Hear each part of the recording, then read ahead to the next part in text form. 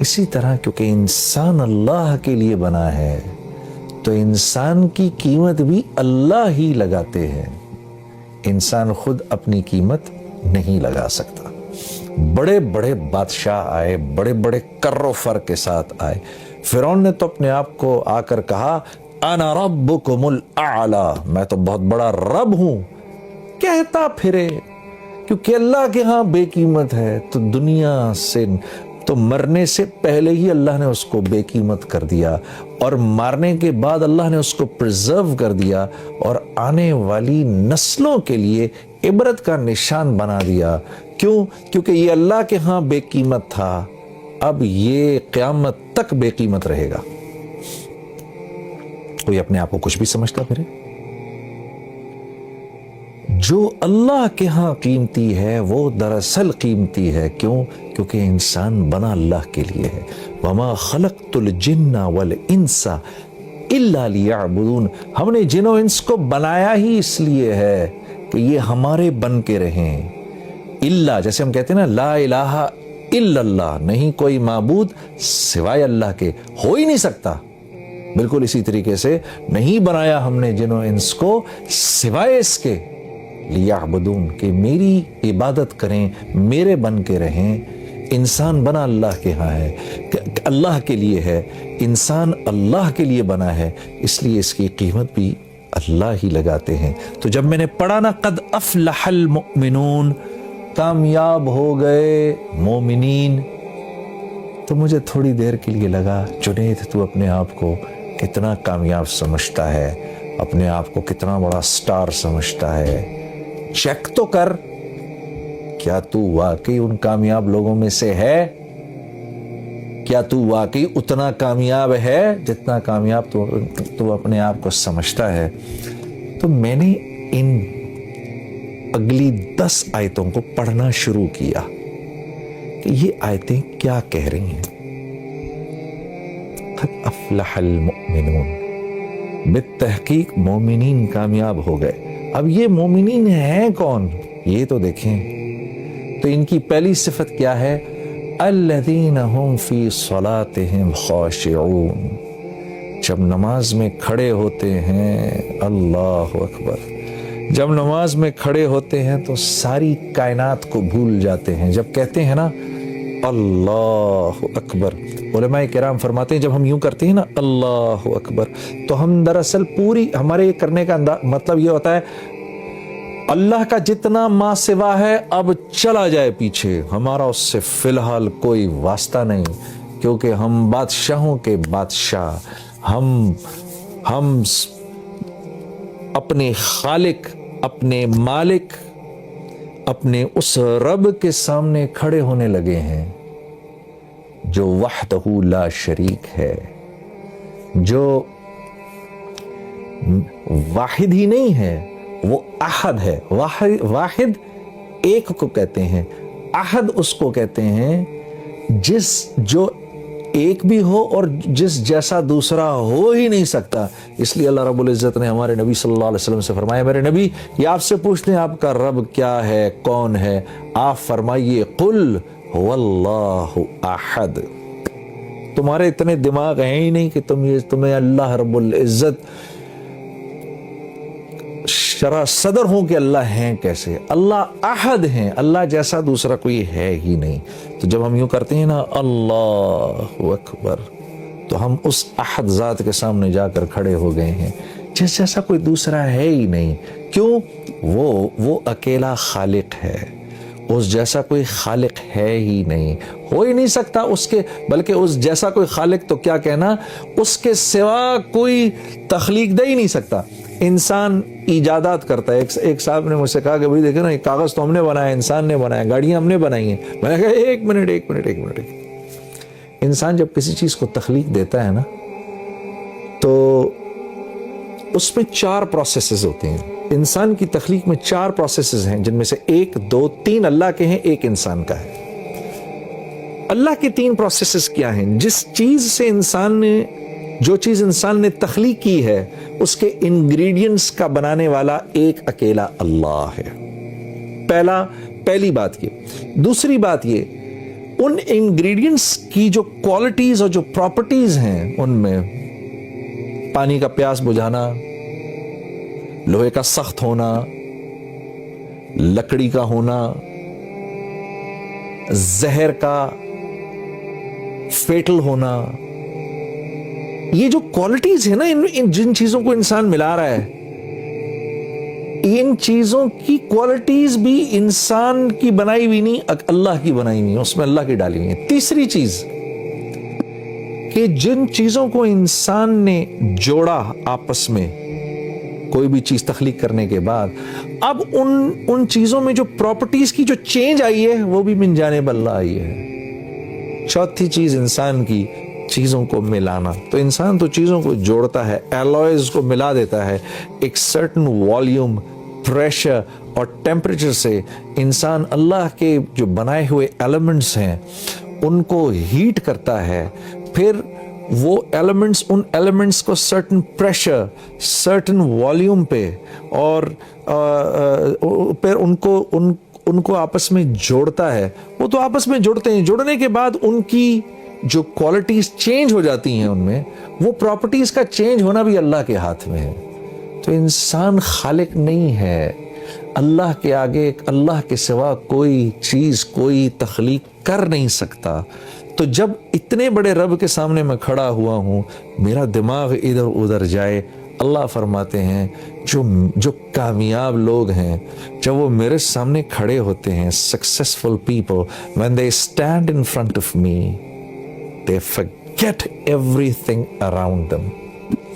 اپنے ارد گرد کی ہر چیز کو بھول کے ایسے کھڑے ہوتے ہیں نماز میں۔ جب یہ علماء کرام فرماتے ہیں جب یہ آیت اتری تو اللہ کے نبی صلی اللہ علیہ وسلم، یہ تو عربی زبان میں تھی، صحابہ کرام کے پوچھنے پر جب آپ نے صحابہ کو سمجھایا کہ اس سے مراد کیا ہے، ہاتھ باندھ کے، نظر نیچی، دل کا پیالہ خالی، اس میں سوائے اللہ کی محبت کے کچھ نہ ہو، نماز پڑھنے کو دل کر رہا ہو، ایک بڑے بادشاہ کے سامنے کھڑے ہونے کی کیفیت ہو، خالق و مالک اپنے محسن کے سامنے کھڑے ہونے کی ایک کیفیت ہو، اس کیفیت سے کھڑا ہونا خشوع خضوع ہے۔ تو صحابہ کرام پہلے تو نماز سے پہلے آسمان کی طرف دیکھ لیا کرتے تھے، اس کے بعد وہ اپنی نظریں نیچی گاڑ کے رکھتے تھے۔ حضرت ابوبکر صدیق رضی اللہ تعالیٰ عنہ کے بارے میں تو آتا ہے کہ جب آپ نماز میں کھڑے ہوتے تھے تو ایسے کھڑے ہوتے تھے جیسے کوئی ایک لکڑی کی شاخ زمین میں گاڑ دی گئی ہو، اس ادب و احترام سے نماز میں کھڑے ہوا کرتے تھے۔ تو الذین هم فی صلاتهم خاشعون، صحابہ کرام کا یہ شعار تھا اس کے بعد کہ جیسے اللہ کے نبی صلی اللہ علیہ وسلم فرماتے تھے نا کہ میری آنکھوں کی ٹھنڈک نماز میں ہے، تو صحابہ کرام بھی اپنے دل کے پیالے کو خالی کر کے نماز میں کھڑے ہوا کرتے تھے۔ اور ہاں میرے دوستو، اگر غور کرو، کسی نے حضرت عمر رضی اللہ تعالیٰ عنہ سے پوچھا، آپ کو اللہ نے اتنی بڑی سلطنت عطا فرمائی، یہ اتنی بڑی سلطنت آپ سے بن کیسے گئی؟ تو فرمایا، عربی کا جملہ تھا، مجھے تو یاد نہیں، لیکن اس کا مفہوم یہ تھا کہ دن ہم گھوڑے کی پیٹھ پر گزارتے تھے اور رات جانماز پر گزارتے تھے، اس طرح اللہ نے ہم کو یہ سارا کا سارا عالم عطا فرمایا۔ اور مسلمان کے ہیں بھی یہی دو کام، حرکت میں رہنا، متحرک رہنا، اللہ کے دین کے لیے دور دور تک جانا اپنے اوقات کو فارغ کر کے، اور لوگوں تک اللہ کی بات کو پہنچانا، اللہ کی تعریف کرنا، اس کے نبی کی تعریف کرنا۔ دن میں ان لک فی النہار سبحا طویلا، اللہ رب العزت ہمارے نبی صلی اللہ علیہ وسلم کے بارے میں فرما رہے ہیں کہ اے میرے نبی، صبح آپ لوگوں کے سمندر میں تیر رہے ہوتے ہیں۔ جب اللہ یہ کہیں تو سوچو اللہ کے نبی کیسے لوگوں کے پاس جایا کرتے ہوں گے، کیسے لوگوں کے، اے میرے نبی دن بھر آپ لوگوں کے سمندر میں تیر رہے ہوتے ہیں، لوگوں تک اللہ کی بات پہنچا رہے ہیں، تو یہ کام ہے ہمارا۔ اور رات کو اللہ کے سامنے خشوع و خضوع سے کھڑے ہو جانا، کہ کسی اللہ والے سے یہ سنا کہ تہجد کی نماز کے بعد جو دعا ہے وہ ایسی پر اثر ہوتی ہے کہ کہ جیسے کوئی تیر انداز نشانے پر اپنے تیر کو مارے، ایک انتہائی شاطر تیر انداز اپنے تیر کو نشانے پر مارے تو وہ نشانے پر جا کے لگے، ایسے ہی دعا اللہ کے ہاں قبول ہوتی ہے رات کو۔ میرے عزیز دوستو، کیونکہ ہم اللہ کو ویسا سمجھتے نہیں جیسی اللہ کی ذات ہے، وما قدر اللہ حق قدرہ والارض جمیعا، ہم کیونکہ اللہ کی قدر ویسی کرتے نہیں، اللہ خود فرما رہے قرآن میں، تو اس وجہ سے اللہ سے ویسا تعلق بنتا نہیں۔ جب اللہ سے ویسا تعلق بنتا نہیں تو پھر ہم اپنی ضروریات، کیونکہ ہم اللہ سے ایسا تعلق بناتے نہیں، اس لیے میرے دوستوں دل اللہ کی ذات کا تاثر بھی نہیں لیتا، اور انسان کی ہر ضرورت اللہ سے جڑی ہوئی ہے۔ انسان کی ہر ضرورت جو ہے وہ اللہ سے جڑی ہوئی ہے۔ دیکھیے یہ آنکھیں ہیں میرے پاس، میں ان سے دیکھتا ہوں، کیا میں ان سے دیکھتا ہوں؟ جس بھائی کے پاس آنکھیں نہ ہوں اس سے پوچھو تو صحیح جا کر، ہاں یہ جملہ ہی باطل جملہ ہے جو میں نے ابھی کہا ہے کہ میں آنکھ سے دیکھتا ہوں۔ وہ آپ سے کہے گا آنکھ تو میرے پاس بھی ہے، آنکھ سے نہیں دیکھتے، اس میں اللہ کا امر ہے میرے بھائی، جس سے تو دیکھتا ہے میرے لیے وہ امر نہیں دیکھنے کا ہے تو نہیں دیکھ سکتا، آپ کے لیے دیکھنے کا ہے تو آپ دیکھ سکتے ہیں۔ آنکھ تو میرے پاس بھی ہے، یہ زبان ہے میرے پاس، بھینس کی اس سے 4 گز لمبی زبان ہے، اگر زبان ہی بولتی تو بھینس بولتی، کیوں نہ بولتی؟ زبان نہیں بولتی۔ جو میرا بھائی بول نہیں سکتا اس سے پوچھو، وہ کہے گا دیکھو زبان میرے پاس بھی ہے، زبان نہیں بولتی، اس میں چھپا ہوا اللہ کا امر ہے جس سے آپ بولتے ہیں، آپ کے لیے امر ہے، میرے لیے نہیں۔ اللہ الذی خلق 7 سماوات ومن الارض مثلہن یتنزل الامر بینہن لہ ملک السماوات والارض وإلی اللہ ترجع الامور۔ یہ وہ رب ہے کہ دنیا میں ہونے والا ہر امر اپنے ہونے سے پہلے اللہ سے پوچھتا ہے، یا اللہ تو مجھے بتا میں نے کیسے ہونا ہے۔ عزیز دوستو، کیونکہ دل اللہ کی ذات کے تاثر سے خالی ہے، اس لیے نماز میں جی نہیں لگتا، اور نماز سے اپنی ضروریات کے پورا ہونے کا یقین بھی نہیں ہوتا۔ جب ہم لوگوں کے سامنے اللہ کی تعریف کرتے ہیں تو اس یقین کو ٹھیک کرنے کے لیے کرتے ہیں کہ ملے گا تو اللہ کے ہاں سے ملے گا، کریں گے تو اللہ کریں گے، ہاں جو کچھ جہاں جہاں سے ہوتا آ رہا ہے وہاں سے نہیں ہو رہا، کرنے والی ذات اللہ کی ہے۔ آج جب میں بات کرنے سے پہلے گھر سے آ رہا تھا تو میرے دماغ میں ایک بات گھوم رہی تھی جو آج سے تقریباً 18 سال پہلے کی ہے، اور مجھے یاد ہے کہ میں پہلی دفعہ اللہ کے راستے میں نکلا، لمبے لمبے میرے بال تھے، جینز ٹی شرٹ میں نے پہنی ہوئی تھی، مسجد میں جا کے بیٹھا، اور اس وقت عشاء کے بعد کا ٹائم تھا، مسجد میں کوئی تھا نہیں، لوگ جا چکے تھے، اکا دکا لوگ تھے۔ ایسے میں نے قرآن پکڑا، قرآن پکڑ کے ہی میں نے کھولا بڑے عرصے بعد، تو جن آیتوں پر میری نظر پڑی، قرآن کھولا تو 18واں پارہ کھل گیا، اور جن آیتوں پر میری نظر پڑی اس میں سے پہلی آیت تھی قد افلح المؤمنون، اور نیچے اس کے معنی لکھے ہوئے تھے بالتحقیق کامیاب ہو گئے مومنین۔ تو میں اس کو دیکھتا رہا، اس آیت کو دیکھ کے آگے میرے سے پڑھا نہیں گیا، مجھے خیال آیا کہ کامیاب ہو گئے مومنین۔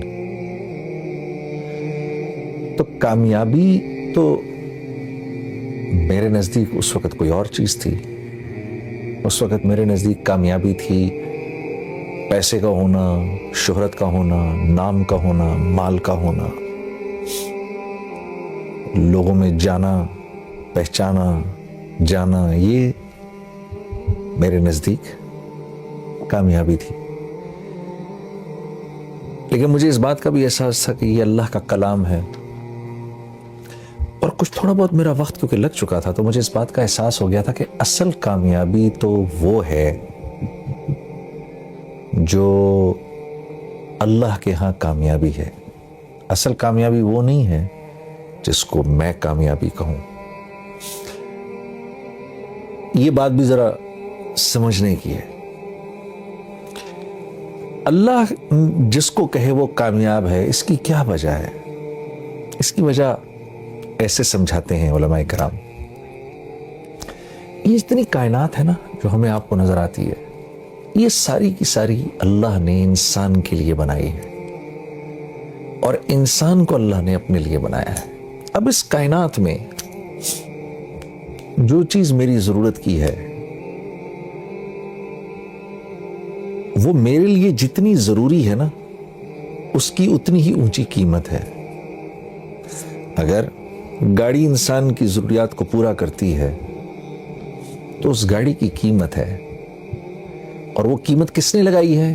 انسانوں نے۔ کیوں؟ کیونکہ گاڑی انسان کی ضروریات کو پورا کرنے کے لیے ہے، انسان گاڑی کے لیے نہیں بنایا گیا، گاڑی انسان کے لیے بنائی گئی ہے۔ تو یہ گاڑی جب تک اس کی ضروریات کو پورا کر رہی ہے اس وقت تک اس کی قیمت ہے۔ جس دن یہ انسان کی ضروریات کو پورا کرنا بند کر دے گی اور اس کی جگہ کوئی اور چیز اس سے بہتر ضرورت پورا کرے گی تو یہ سڑک پہ چلنے والی تمام گاڑیاں لوہے کے بھاؤ بکیں گی، یہ اپنی قیمت چھوڑ دیں گی۔ کیوں؟ اب انسان کے ہیں ان کی کوئی قیمت نہیں۔ تو یہ جتنی کائنات ہے اس کی ہر چیز کو اللہ نے انسان کے لیے بنایا ہے۔ پھل، سبزیاں، یہ بہتے جھرنے، یہ دریا، یہ ہوائیں، یہ بدلتے موسم، یہ سب انسان کے لیے ہیں، اس کو سکھ پہنچانے کے لیے ہیں۔ اور اس کائنات میں جو کچھ ہے وہ جتنی انسان کی ضرورت کو پورا کر رہا ہے اتنا ہی قیمتی ہے، اور جو انسان کی ضرورت کو پورا نہیں کر رہا وہ اتنا ہی بے قیمت ہے۔ کیوں؟ کائنات انسان کے لیے بنی۔